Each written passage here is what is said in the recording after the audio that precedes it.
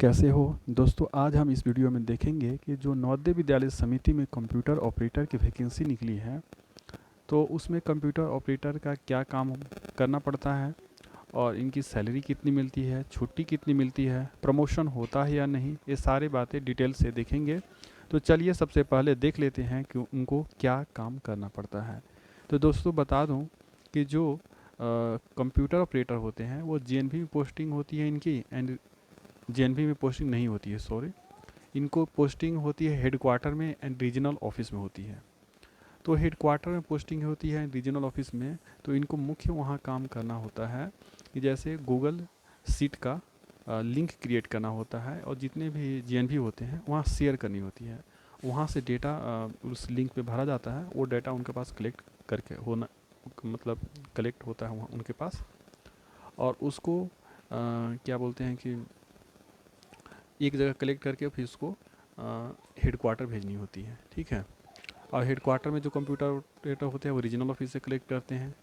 तो ये मुख्य उनका काम होता है। उसके अलावा बाकी जो क्लर्कियल काम होता है जैसे फाइलिंग, लेटर टाइपिंग वगैरह, ये भी करनी पड़ती है, लेकिन मुख्य उनका लिंक क्रिएट करना ही काम होता है। उसके अलावा उनको गूगल फॉर्म क्रिएट करना, उससे इंफॉर्मेशन रिसीव करना, ये भी काम होते हैं, ठीक है। तो चलिए अब देखते हैं कि इनका जो सैलरी कितनी मिलती है। तो चलिए देख लेते हैं। तो यहाँ आप देख सकते हो कि जो जो कंप्यूटर ऑपरेटर होते हैं इनका बेसिक पे स्टार्टिंग में 25,500 मिलेगा। जैसा कि आपको पता ही है कि लेवल 4 में आता है, और लेवल 4 में जो बेसिक पे स्टार्टिंग होती है 25,500 से होती है। और अभी डीए 50% चल रहा है, तो इसलिए 25,500 का 50% 12,750 डीए हो जाएगा। एंड टीए 3600 मिलेगा एक सिटी में, एंड डीए ऑन टीए 1800, ठीक है। एचआरए हाउस रेंट अलाउंस अभी 30% चल रहा है, तो 7,650 बन जाएगी। इस तरह से ग्रॉस बन जाएगी 51,300। एनपीएस डिडक्शन होगी 3825, जो कि बेसिक एंड डीए का 10%, और बेसिक एंड डीए का 14% गवर्नमेंट भी आपके अकाउंट में कंट्रीब्यूट करती है दोस्तों, ठीक है। तो टोटल डिडक्शन बस इतना ही होती है, एंड नेट पे 47,475 आपकी बन जाएगी, ठीक है। तो अब देख लेते हैं कि जो नवोदय विद्यालय समिति में जो कंप्यूटर ऑपरेटर होते हैं उनको छुट्टी कितनी मिलती है। तो छुट्टी आपको बता दूं दोस्तों, जितने बाकी स्टाफ होते हैं हेडक्वार्टर में, रीजनल ऑफिस, सभी को सेम ही छुट्टी मिलती है। तो 30 आपको ईएल मिलेंगे, अर्जित अवकाश। उसके अलावा 8 सीएल मिलेंगे, 2 आरएच मिलेंगे, ठीक है। ये तो मुख्य हो गए। उसके अलावा 20 आपको मिल गए एचपीएल, हाफ पे लीव, जिसको मेडिकल लीव भी बहुत लोग बोलते हैं। उसके अलावा आपको पेटर्निटी लीव वगैरह मिलती है, अगर लेडीज हैं तो मेटर्निटी लीव जब बच्चा होता है उसमें मिलती है। और उसके अलावा child care leave female staff को भी मिलती है, ठीक है। इसके अलावा अन्य लीव जैसे स्पेशल कैजुअल लीव वगैरह भी मिलती है। तो डिटेल में आपको लीव से संबंधित जानकारी चाहिए तो मेरा वीडियो एक बना हुआ है लीव रूल्स पे, तो आप उसे देख सकते हैं। उसके अलावा आप देखते हैं कि प्रमोशन होता है या नहीं कंप्यूटर ऑपरेटर का, ठीक है। तो चलिए देखते हैं और कितने सालों में हो जाता है, सारी डिटेल में देखेंगे।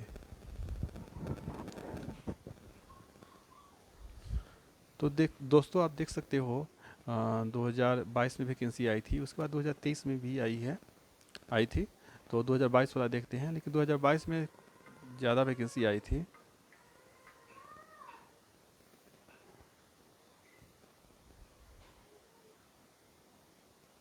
तो 2022 में जो वैकेंसी आई थी वो ज़्यादा आई थी।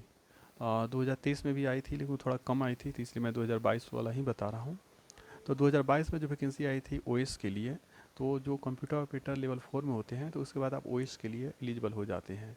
उसके लिए उस समय जो आया था वैकेंसी, उसमें था कि 6 year SSA stenographer and computer operator of the samiti with 6 years of regular service in the grade. तो 6 ईयर्स उसमें सर्विस मांगा गया था कि आप 6 साल आपका एक्सपीरियंस हो जाएगा एज ए कंप्यूटर ऑपरेटर, तब आप भर सकते हैं। लेकिन अब ये 6 से घटा के 3 कर दिया गया है दोस्तों, ठीक है। तो वो मैं दिखाऊंगा कि कैसे कहाँ 3 किया गया है, वो भी दिखाऊंगा। तो चलिए उसमें जो वैकेंसी आई थी देख लेते हैं कि ओएस के लिए 84 वैकेंसी आई थी। और जो एग्ज़ाम प्रोसेस था वो देख लेते हैं उसमें क्या था। हालांकि एग्ज़ाम प्रोसेस भी अभी चेंज हो गया है, ठीक है। तो पुराना जो वाला था उसे दिखाने से कोई फ़ायदा नहीं है। जो नया एग्ज़ाम का सिलेक्शन प्रोसेस है मैं वो दिखाता हूँ। तो ये देख सकते हो जेएनवी में NBS 2023 में डिपार्टमेंटल कॉम्पिटिटिव एग्जामिनेशन का वैकेंसी आई थी, तो उसमें नया सिलेबस वगैरह चेंज हो गया है, तो वो मैं दिखाता हूँ आपको। देख सकते हैं ये आई है 2023 का ही है। यहाँ आप देख सकते हो कि असिस्टेंट सेक्शन ऑफिसर, इसके लिए एलिजिबल कौन है? For among senior secretariat assistant SSA और computer operator with 3 years of regular service. यानी पहले 6 साल था, तो अब उसको 3 साल कर दिया है। 3 साल के बाद अब एलिजिबल हो जाते हैं। और कितनी वैकेंसी आई थी तो देख लीजिए। Section officer, assistant section officer के लिए ज़्यादा वैकेंसी नहीं आई थी, 10 ही आई थी। ठीक है, तो आप देख लो। और एग्जामिनेशन प्रोसेस क्या है वो भी मैं बता देता हूँ आपको। पहले कुछ दूसरा था, तो वो मैं इसलिए नहीं बताया क्योंकि अब चेंज हो गया है, तो वो पुराना दिखाने से कोई फ़ायदा है नहीं।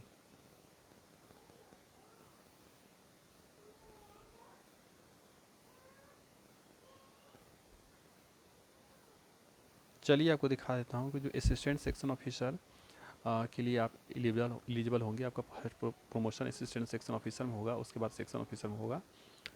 तो जो फर्स्ट प्रमोशन होगा उसमें 50 मार्क्स का 50 क्वेश्चन आएंगे। अब एक क्वेश्चन 1 मार्क्स के आएंगे, वो एडमिनिस्ट्रेटिव रूल से आएगा। एडमिनिस्ट्रेटिव रूल से, जैसे CCS conduct rule, CCS CC rule, CCS medical rule, CCS medical attendance rule, RTI joining time rule, LTC rule, POCSO act, prevention of sexual harassment at work place, ठीक है, handling of complaints including CVC, ठीक है, filling of अपार and AIPR, admission norms in JNV, norms for condemnation of articles reading out of records library books, Navodaya Vidyalaya समिति का जो residence rules है उससे संबंधित। ये तो हो गया आपका एडमिनिस्ट्रेटिव रूल्स। फिर इस्टाब्लिशमेंट से संबंधित, जैसे प्रोविज़न फॉर ट्रांसफ़र के क्या पॉलिसी है, इस्टाब्लिशमेंट रूल्स, ये सब देख लेना, MSCP वगैरह, कंडमनेशन कंपनसेट अपॉइंटमेंट, ठीक है, reservation and concession in promotion and recruitment, ये सारे देख लेना। Maintenance and verification of service book. फिर उसके अलावा जो फाइनेंस रूल है उससे भी आ जाएगा, जैसे कि जनरल फाइनेंस GFR 2017 होता है, उससे संबंधित CPF NPS ग्रेचुइटी वगैरह से। फिर PFMS उससे भी आएगा। जो रिवाइज्ड पे रूल 2016 है, जो कि 7th पे कमीशन, तो उससे भी क्वेश्चंस आएंगे। उसके अलावा children education allowance, provision of income tax related with duties and responsibility of drawing and disbursing officer. उसके अलावा पे fixation, TA rules, norms for retirement. यानी जितने भी क्वेश्चंस आएंगे सभी सर्विस रूल से ही आएंगे जो आप काम करेंगे। ऐसा नहीं है कि मैथ रीजनिंग GK इंग्लिश आएंगे, तो सारे क्वेश्चन इसी से आएंगे। पिछले बार जो आया था उसमें थोड़ा सिलेबस अलग था। पिछले बार मैथ रीजनिंग GK उसको हिंदी से भी क्वेश्चन पूछा था, लेकिन इस बार पूरा सिलेबस चेंज कर दिया है। ठीक है, तो आप ये देख सकते हो। और ये आया था हेड क्वार्टर में पोस्टिंग के लिए आया था। तो हेड क्वार्टर में भी पोस्टिंग होती है। SSA जो JNV में होते हैं वो भी भर सकते हैं, कंप्यूटर ऑपरेटर, स्टेनोग्राफर वगैरह सारे भर सकते हैं। तो हेड क्वार्टर रीजनल ऑफिस में कम वैकेंसी होती है, इसीलिए वैकेंसी कम आई है। और जो पिछला मैंने दिखाया था वो स्कूल में पोस्टिंग के लिए आया था JNV में, तो वहाँ वैकेंसी ज़्यादा होती है, तो वहाँ वैकेंसी ज़्यादा थी, आपको देखने को मिला था। ठीक है, तो आप अब समझ गए होंगे कि आपका प्रमोशन कैसे होगा और किस पोस्ट पर जा सकते हैं। ये तो मैं बता दूं कि सबसे पहले आपका तो प्रमोशन असिस्टेंट सेक्शन ऑफिसर में होगा या OS में होगा, दोनों में से किसी एक में हो सकता है। उसके बाद आपका सेक्शन ऑफिसर में होगा, और सेक्शन ऑफिसर के बाद, हाँ, जैसे कि 3 साल के बाद आप असिस्टेंट सेक्शन ऑफिसर बन जाएंगे, उसके 3 साल के बाद फिर सेक्शन ऑफिसर के लिए होगी। जैसे इसी में मैं आपको दिखा देता हूँ, कहाँ गया, इसी में दिया हुआ है कि अगले 3 साल के बाद असिस्टेंट सेक्शन ऑफिसर के रूप में आप काम कर लेंगे, तो फिर आप सेक्शन ऑफिसर का एग्ज़ाम दे सकेंगे। फिर सेक्शन ऑफिसर में 3 साल काम कर लेंगे तो आप असिस्टेंट कमिश्नर का एग्ज़ाम दे सकेंगे। ठीक है, तो चलिए दिखाता हूँ कहाँ दिया हुआ है। वो मैंने बताना भूल गया था, इसलिए फिर से बताना पड़ रहा है। हाँ, देख लीजिए, 4 असिस्टेंट सेक्शन ऑफिसर तो हो गया। फिर सेक्शन ऑफिसर में भी 3 तरह के होते हैं, फाइनेंस, एडमिनिस्ट्रेशन। ठीक है, तो जो एडमिनिस्ट्रेशन वाला है तो इसके लिए एलिजिबल आप हैं for among assistant section officer या OS office superintendent with 3 year of regular service, यानी ओएस एंड या एसओ असिस्टेंट सेक्शन ऑफिसर के रूप में आप 3 साल काम कर लिए तो फाइनेंस एडमिनिस्ट्रेशन में सेक्शन ऑफिसर के पोस्ट के लिए आप एलिजिबल हो जाते हैं। फिर सेक्शन ऑफिसर के रूप में 3 साल काम कर लेते हैं तो फिर आप असिस्टेंट कमिश्नर के लिए एलिजिबल हो जाते हैं।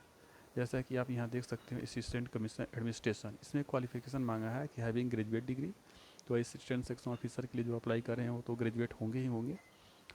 उसके अलावा at least 5 year regular service in the post of level 7। तो जो आपका है सेक्शन ऑफिसर वो लेवल 7 में ही होता है।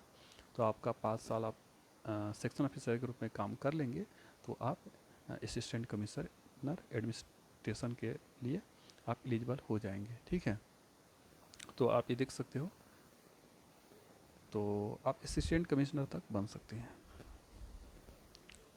अब चलिए कुछ और क्वेश्चंस बच गया हो तो देख लेता हूँ।